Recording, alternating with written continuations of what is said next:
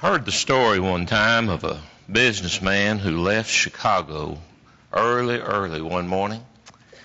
He had a business trip in Dallas. He told the conductor on the train, he was riding the train from Chicago to Dallas, he said, "I've had a long night, been up all night preparing for this meeting I've got in Dallas, and I know as soon as this train starts and it starts rocking a little, I'm going to go to sleep." And he said, "I'm afraid that," I'm telling the story wrong, he had a meeting in Little Rock. He said, "I'm afraid I'm going to sleep through the stop in Little Rock." And he said, "So I've got to be in that meeting, so I'm going to give you $20 here." And said, "That is your tip to be sure I get off this train in Little Rock." And he said, "I'll tell you something else." He said, "I'm a pretty sound sleeper. When I'm asleep," he said, "I'm liable to give you any kind of story. But I don't care what I say to you, you be sure I get off the train in Little Rock." He said, "Okay, I can handle that."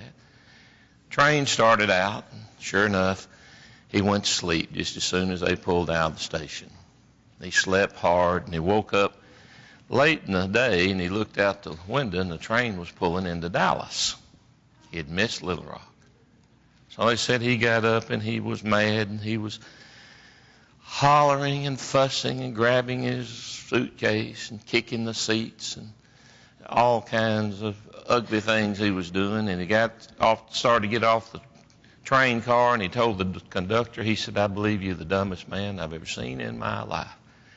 Said, give you one thing to do, and you messed it up." He got off the train. The fellow sitting there felt sorry for the conductor, and he looked at him. He said, "I believe that was the maddest man I have ever seen."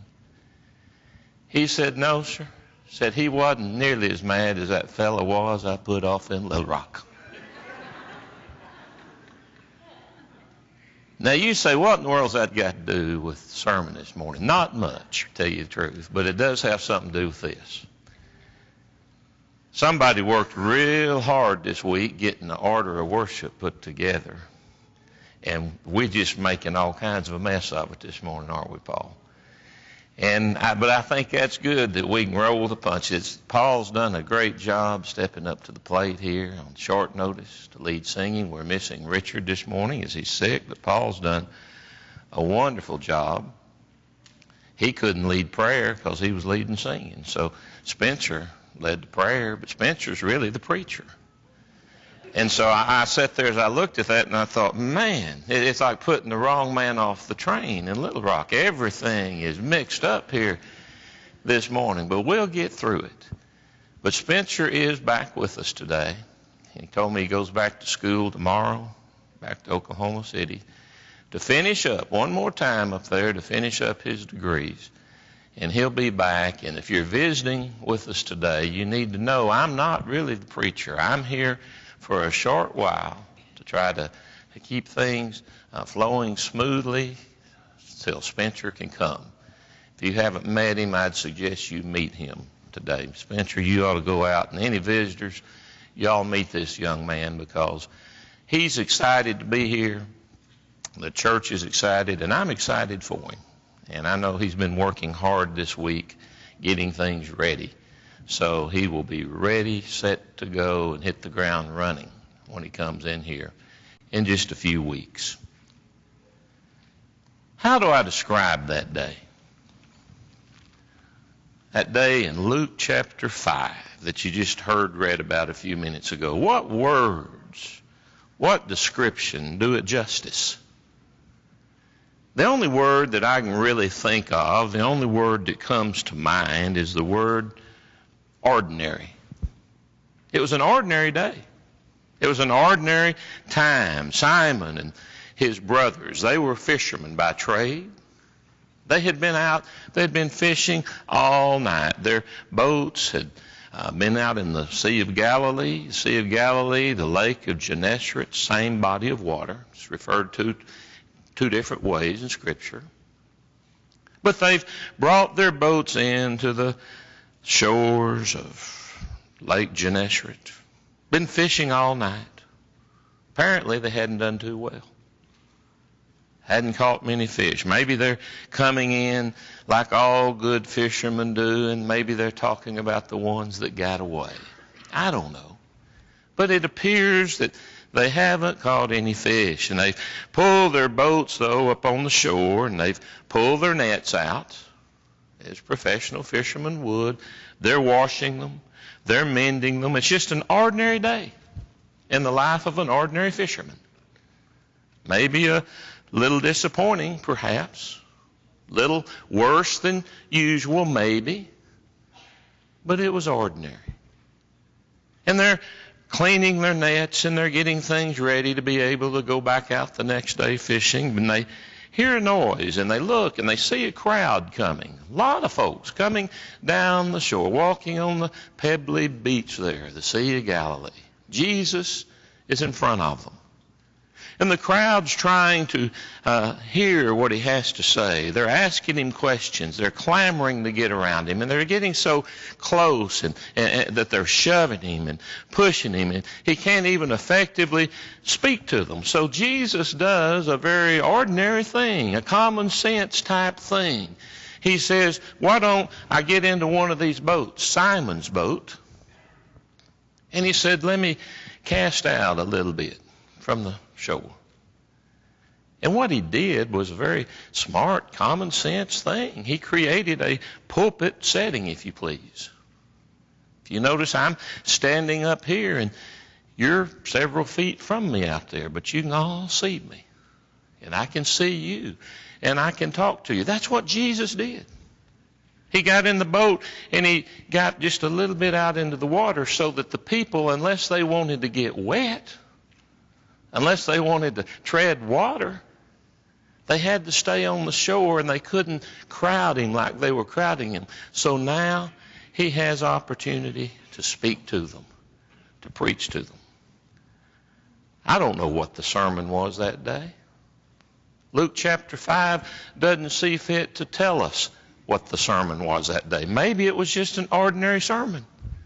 I don't know, extraordinary by our standards, but maybe ordinary for Jesus' standards. But he preaches the sermon, and it almost appears that Luke, through inspiration, is saying to us, that's not it that day.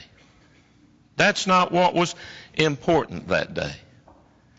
What was important was what Jesus said when he finished the sermon. When he finished the sermon, the crowds dispersed, and they left.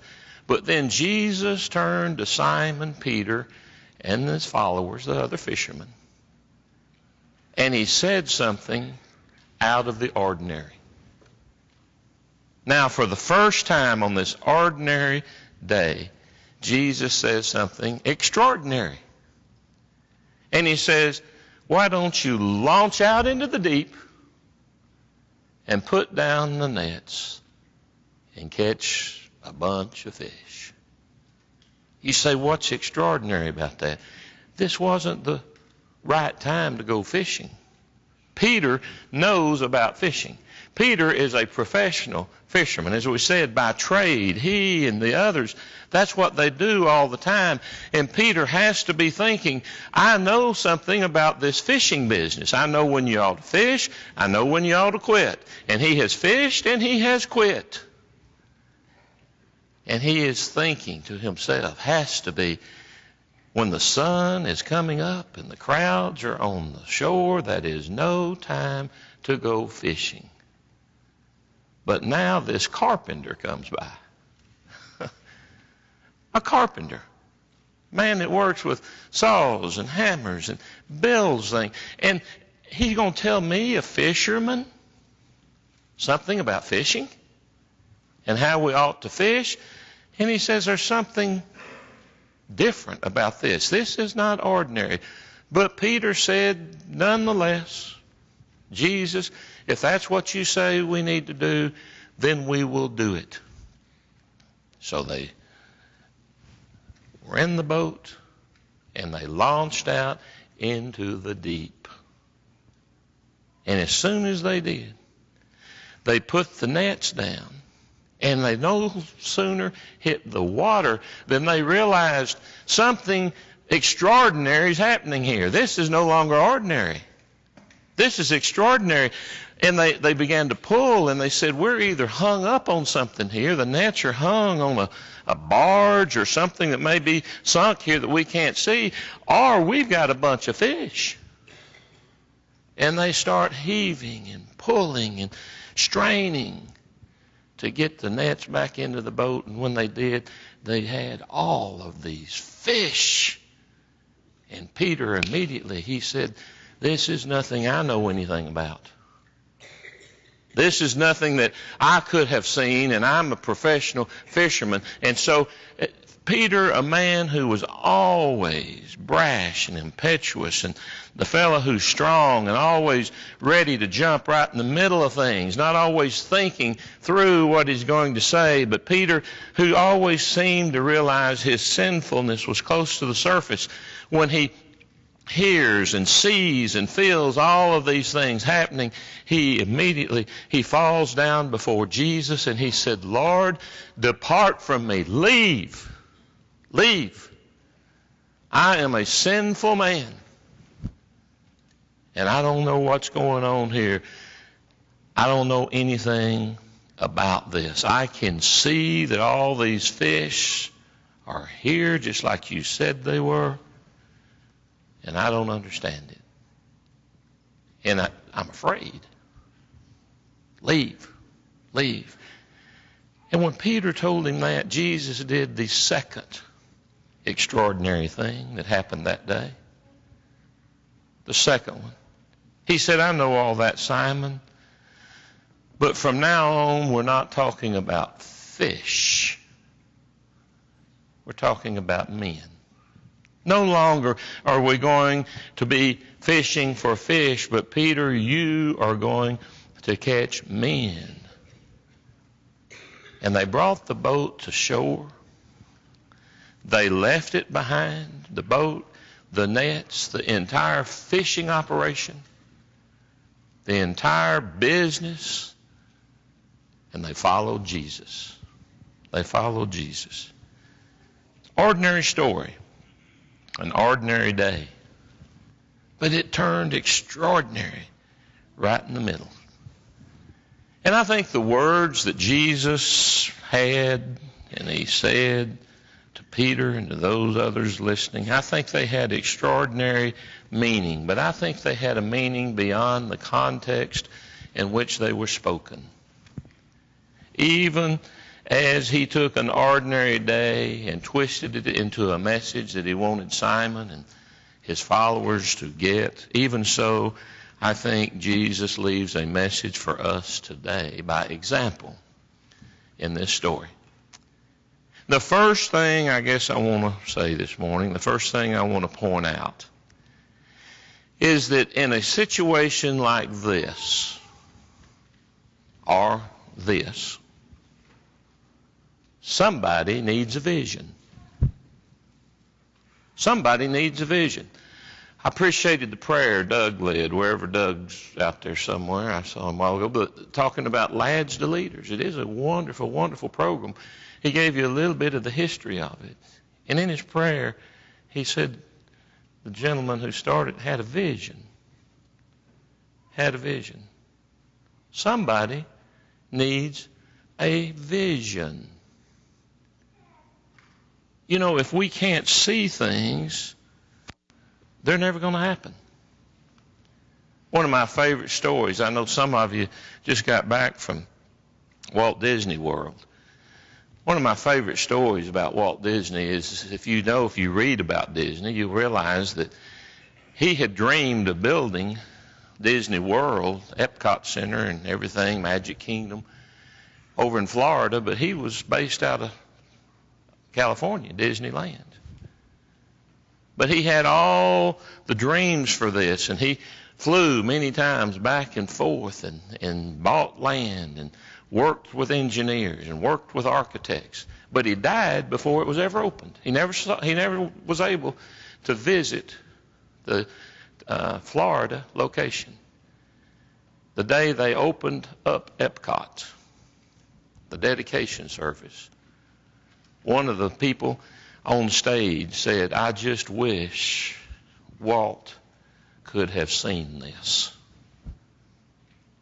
Walt's brother got up and said, "Walt did see it. That's why we're here." He did see it. He had the vision of what it could be. Jesus had a vision that day in Luke chapter 5 of what it could be with fish. He saw the fish. I don't know if he had Superman X-ray vision and he could just see through the water and see the fish. I don't know if he just knew they were there. I don't know if he supernaturally put them there. But he had a vision when it came to fish, and Jesus said, "Come share my vision about fish." What the church always lacks, what the church always needs, is a vision. A vision. Dr. Flavel Yakeley, you may know that name. Dr. Yakeley is retired now, but he was a professor of Bible at Harding University over in Searcy, Arkansas. Dr. Flavel Yakeley probably did more work with statistics of our brotherhood than any other man alive before, now, or may ever come again. He devoted his life to running the numbers, crunching the numbers, and looking at the statistics of our churches. Several years ago, he published a study. And in that study, Dr. Yakeley said that of our congregations in our fellowship, he said 1/3 of the churches are growing. He said 1/3 are just remaining stable. And he said 1/3 are losing ground. Losing ground. Now, I would ask the question, if his statistics were right, if there's anything to that, why would 2/3 of the congregations that are trying to do what we're all trying to do and hold to the plea that we hold to, that we want to restore New Testament Christianity? We want to be the church that you read about in the New Testament. Why would it be 2/3 of them are not growing? The answer is no vision. There's no vision. And when you can't see something, you can't become it. There's congregations where people were reared in that congregation or another congregation, and someone says, you know, we ought to have Bible classes on Sunday morning, and we ought to have midweek services on Wednesday evening, and we ought to have a contribution, and you ought to show up for this, and you ought to show up for that, and you ought to be involved in something else, and we pay the gas bill and the light bill and the water bill, and we just keep going around the same mountain year after year after year, and we say, my daddy did it this way before me, I'm doing it this way now, and my kids after me, they're going to do it the same way. But then we say, but I'll tell you, it's really hard. It's hard. Times are tough. And the church just doesn't seem to grow here. That's because there is no vision. No vision. Nobody sees anything. Nobody has any plans. Nobody sees what it could be. Nobody understands what Jesus understood about reality. My, if we could ever catch the vision. If we could ever get the vision, just think what things could be. After all, Paul says we walk by faith, not by sight. When he told the Corinthian church that in the 5th chapter of his 2nd letter, he says, this is the way it is, people. This is the way we live. We see it through the eye of faith. Even though we don't see it here, we know it's going to be over there. The thing that is wrong with a lot of churches is that they keep house, and that's all they keep. Good friend of mine, I've mentioned him before, he's my mentor, Robert Oglesby, back in Richardson. I was Robert's first intern. Now, one of the things he's done through the years is he's had, I forget how many hundreds of interns. Now, I was number one, way, way, way back when. We're not going to talk about how many years ago. But Robert's been my mentor, 52 years, one church.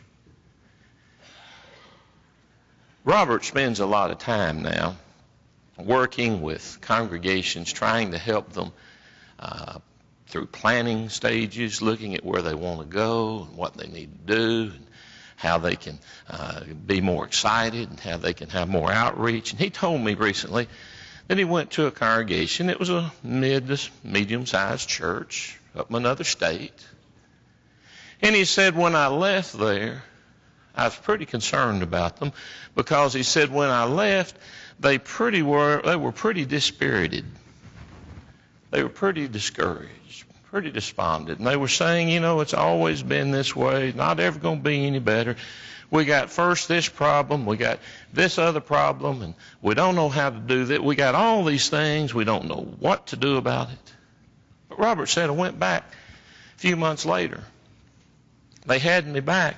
And he said, when I got there, he said, I was amazed. He said, they no longer were here. He said, they were all the way over here. And they were electrified. And they were excited. And they were encouraged. And they said, things are going wonderful. Things are going great. And Robert said, what in the world has happened? They said, we did what you said. We had a meeting. We had a planning meeting. And said, we got together. And we talked and we prayed and we analyzed and we came back and we had more meetings. We didn't get it done in just one time, but we spent a lot of effort with this and said we decided where we wanted to go. We decided how we're going to do it. We decided who's going to do it. And they said, now we are in the business of doing it. Of doing it. They'd caught the vision.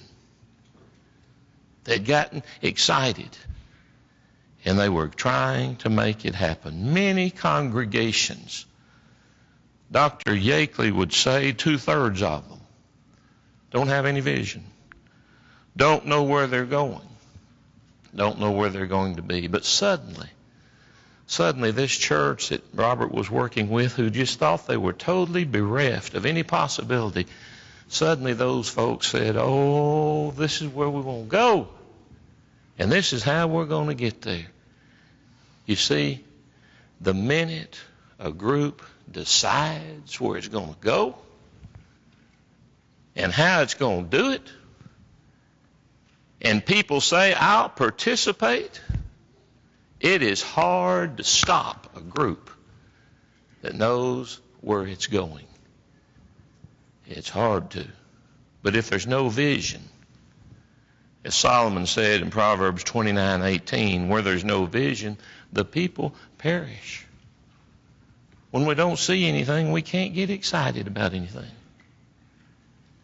If we become a maintenance-oriented society, thinking of ourselves as a worshiping Bible society, giving a little, doing a little, singing a little, praying a little, and just kind of carrying on through our lives, if we never see anything out yonder, we're not going to become anything else. If we can't see it, we can't become it.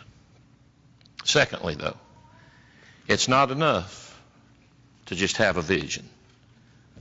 Lots of folks are visionary, but they don't ever do anything. They don't do anything to accomplish it. We have to have, once we get a vision, we got to have the courage to launch out into the deep. Jesus could have told them there's all kinds of fish out there. Launch out into the deep, but had they never launched, it wouldn't have done any good. Jesus, when he came into this world and he came into his ministry, he came in with one driving purpose. And no matter where he went, no matter what happened, no matter how hard they tried to swerve him and stop him, he was undaunted. He kept going right down the center stripe of the highway. He never let anybody knock him off. They came to him one day and complaining because he had gone down to Jericho. And he got down to Jericho, and Luke chapter 19 tells the story. He saw a little short, diminutive tax collector named Zacchaeus. But he didn't see him down here. He saw him up in a tree. Zacchaeus had had enough interest that he had climbed the sycamore tree, Scripture says, to see Jesus, who he was. Curiosity. And Jesus was walking along, and he saw Zacchaeus, and he said, Zacchaeus, come down. What he said was, make haste. Come down. I'm going to your house today. Zacchaeus, you won the winning ticket. I'm going to go have lunch with you today. That's a dangerous precedent there for preachers to think they can just invite themselves home to eat with you. But Jesus somehow was able to do that, and they were thrilled that they had been selected. I'm not sure about Mrs. Zacchaeus. I've often wondered about her, haven't you? Zacchaeus gets home and says, honey, I got a fella that's come home to eat lunch with me unannounced. And he's got 12 others with him. Can you imagine Mrs. Zacchaeus saying, don't you ever do this again? Oh, you mean bringing 13 people in here for lunch at lunchtime and not tell me? But Jesus went home with Zacchaeus. And the scribes, the Pharisees, those who wanted to be critical of Jesus, they asked him, they said, why would you do this? You're not much of a prophet, or you'd know not to go home with Zacchaeus. He's a chief tax collector. He is in cooperation with Rome. Jesus said, Luke 19:10, he said, I've come to seek and save the lost. This man is lost. He's the very thing I was looking for. Mark chapter 2 tells us Jesus is eating with publicans and sinners. And again, the Pharisees and others said to his disciples, why would he do this?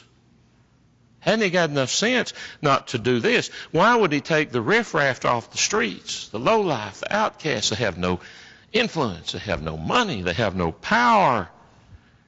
Jesus wasn't swerved by that at all. He said, why, it's the sick that need the physician. It's not the well people that need to go to the doctor.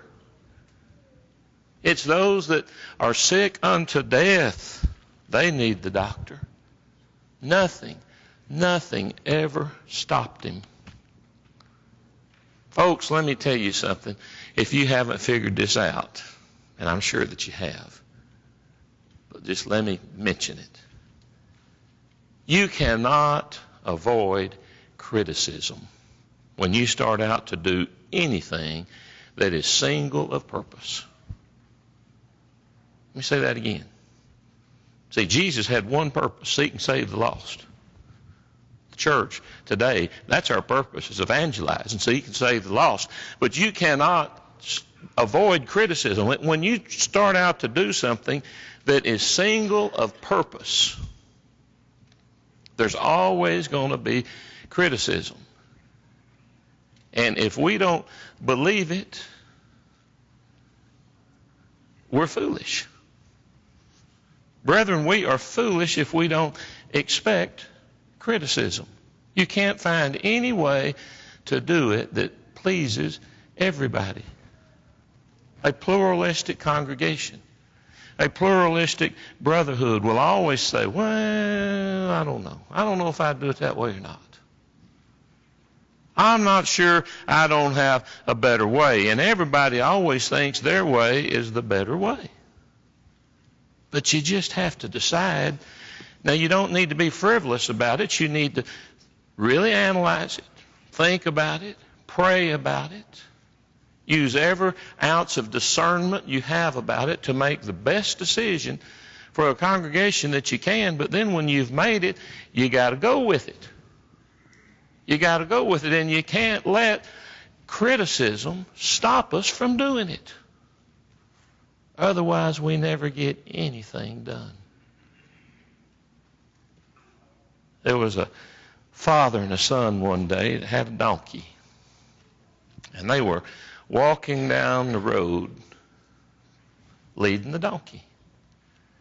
Somebody saw them and said, well, this is the craziest thing I've ever seen. You folks ignorant or what? Don't you realize you've got a perfectly good donkey there? One of you ought to be riding the donkey.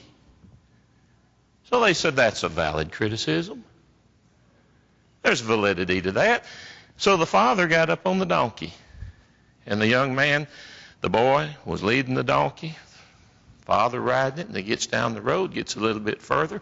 Somebody said, would you look at that? Look, there's that big old grown, strong man riding that donkey and that little old boy having to walk. Well, he ought to let the little boy ride. He's grown. He ought to let They said that's a valid criticism. So the father got off the donkey, put the little boy on it.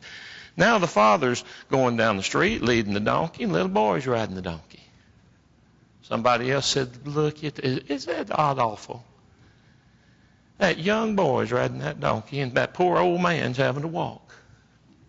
And he's got youth, and he's got energy. It oughtn't to be that way. So they said, that's a valid criticism. So they decided, we'll just both ride the donkey. So the father and the son, they both get on it, and the donkey's going down the road. And they hadn't gone very far, and somebody said, poor donkey. Poor donkey. Those two human beings riding that poor animal down this road, as hot as it is, well, they ought to be carrying the donkey. They said, well, I guess that's a criticism. So they got off, and they turned the donkey over, and they tied his feet together and slid a pole through them and put the pole up over their shoulder, and here they are. They're carrying the donkey going down the road, and somebody said, did you see those two crazy people out there carrying a donkey? Now you say, what's the point? The point's obvious.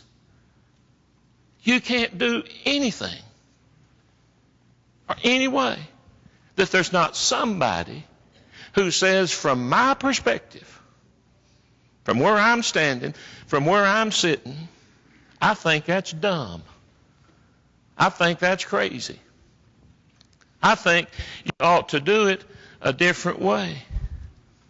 But you see, you can't get anything done if you always give way to the criticism. So when you and I take on to ourselves the mission of Jesus to be his church and to be strong and loving and warm and to put his life high in our lives, his word higher in our lives, and share it with other people, it's going to be a problem, because somebody's going to say, I don't like the way you're doing it. But you got to do it some way. You got to do something. And we can't let criticism stop us. We've got to have the courage to launch out into the deep and to ignore the missiles and the arrows being flung and go forward. And it takes courage. Preaching the word and living by this plan will work, brethren. It'll work. It's worked before, and it'll work again. But we got to launch out into the deep, and it'll get deeper. It'll get deeper. But then the other thing I see is we not only have to have vision, we not only have to have courage to launch, but we got to have the faith and the confidence of being able to do it. Faith and the confidence to be able to do it. Now, most people say, well, you're talking now about self-confidence. You're talking about the power of positive thinking. You're talking about a strong self-image. And I guess those things are good. They're good. Writer of Proverbs said, as a man thinketh in his heart, so is he. So those things are good. But that's not what I'm talking about. I'm talking about the self-confidence that comes from God. It's God confidence. Our self-confidence will only carry us so far. God confidence will put us across the goal line. Apostle Paul, writing to Timothy, the young preacher, 2 Timothy chapter 1, verse 12, he said, I know him in whom I believed. I know him in whom I believed. Not the last gimmick, the last fad, the last idea, plan, scheme. He said, I know him in whom I believed, and I'm persuaded in him to keep all those things that I've committed to him against that day. That's where Paul was. He said, I get my confidence from him. That's why he was able to say in Philippians 4:13, I can do all things. Now come on, Paul. You mean all things? Yes. I can do all things through Christ, through him who strengthens me. He said that I can do. You say, oh, but Paul, you're going to spend a lot of your time in prison. You're going to spend a lot of your time shipwrecked. You're going to spend a lot of your time beaten. There's going to be lots of times people are criticizing you, lying about you, saying ugly things about you. Paul said that's okay. It's all right, because I can do all things through him. Paul said, I can get out there and I can open the door to the Gentiles and I can win more Gentiles than you ever thought or imagined could happen. And he did it. He did it. He said, I'm going to take this message and I'm going to spread it over the whole world, just like Jesus said. Many thought it couldn't be done, but Colossians chapter 1, verse 23 says he did it. He did it. Go back and read that. The whole world, the whole creation has heard the story. That's before Paul died. Before he died, the whole world had heard the story. God confidence. Paul said, I don't know how I'm going to do it, but God knows how I'm going to do it. And he did it. He did it. Now you may be saying this morning, I want to see that. I want to see that right here at the White House Church of Christ in this good community. I want to see that happen. And it ought to happen. And somebody ought to do it. But not me. Not me. I can't. I can't, because I'm not capable. Good folks, it's easy to feel that. And I think the reason we feel that is because we look for a mountaintop experience. We do. We may not always realize it, but we do. We say, if I could just get to this point, then I'll do it. If I could get to the point where I retired, I'd do it. If I get to the point I feel better, I could do it. If I get to the point my kids are raised, I could do it. If I could get to a different point, I'd have more opportunities. But right now, I've got all these pedestrian concerns down here. If I could walk among the kings and the giants, and I could be close to God up there in the sky, and I could see visions, I could dream dreams, it'd be wonderful. But then we say, but my life is so ordinary. There's that word. My life is so ordinary. How could I possibly get there from here? Well, it was an ordinary day with an ordinary fishing expedition, with ordinary failure, when Jesus came walking by. But Jesus was able to take the glory of the ordinary, and he was able to twist it and turn it and mold it and shape it and transform it and change it and say, now you see that we're not fishing for fish anymore. The church is fishing for men. And it hasn't changed. He's still calling, and he still wants us to do just that. You can follow Jesus, and you, while following him, can fish for others. But don't look at the mountaintops. Don't look in the whirlwinds. Don't look in the fire. Look in the ordinary events of your life. The neighbors that live either side of you. The people who work at the desk next to you. the students that you go to school with, the people at the grocery store that check you out every time that you go. Look at the people that are in your life, the folks who love you and respect you, and go share the good news with them. And can you see at that point,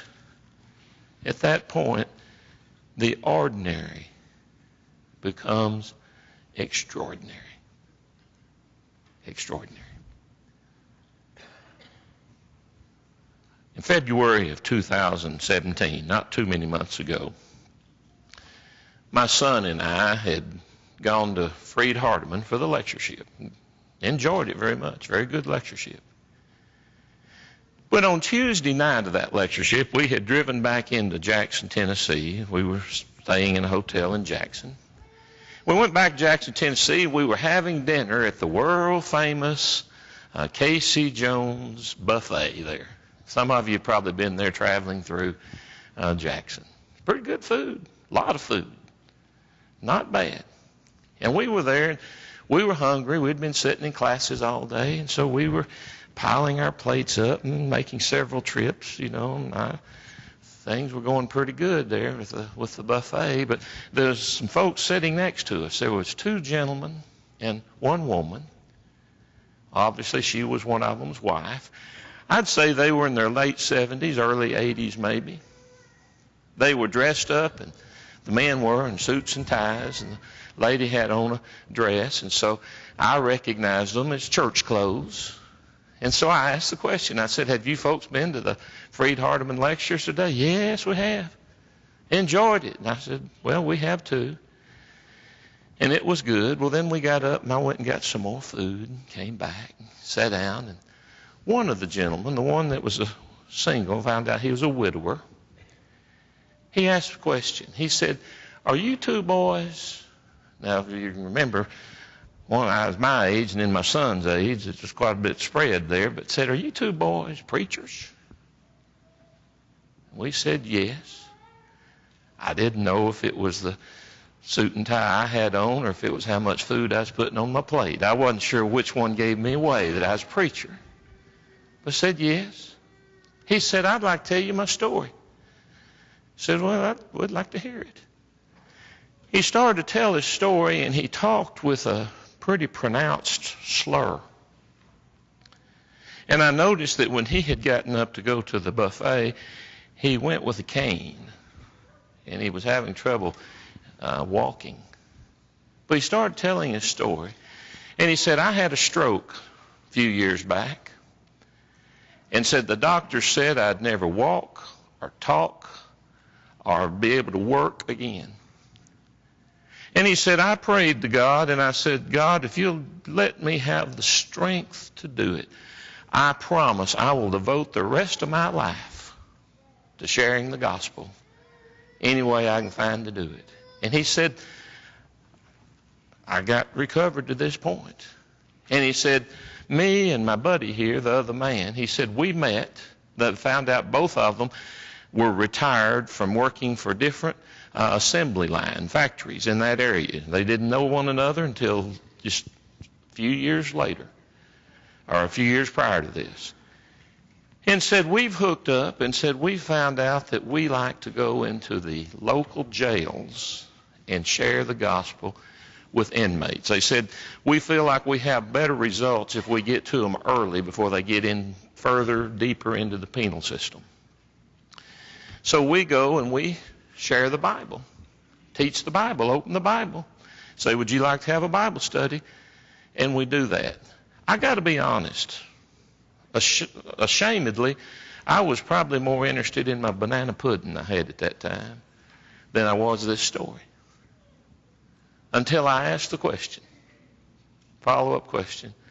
I said, that's wonderful. I said, how many have you been able to teach and baptize? And quick as a flash, he knew the exact number. Quick as a flash, he said, 1,042. I said, 1,042? Yeah, 1,042. We got 3 last week. I said, how long have you been doing this? 10 years. 10 years. Now I want to ask y'all something. How many congregations, 250 members, 300 members, 500 members, 1,000 members, I don't care, pick them, small to large. How many churches do you know of that have baptized 100 people a year for 10 years straight? None that I know of. There may be some. There's not many. But these two men, with a slur and a cane, taught and baptized 1,042 people. When Jacob and I left Casey Jones' buffet that night, we realized we'd been talking, we'd been visiting with some of the heroes of the faith of this generation. Why? They had a vision. Had a vision. They had the courage to launch out on that vision. And they got their confidence from God and God's Word. I wouldn't have even rated them as ordinary when you looked at the challenges this one individual had. But the ordinary became extraordinary. You can too. This church can too. If we can help you this morning, we want to do it as we stand and as we sing.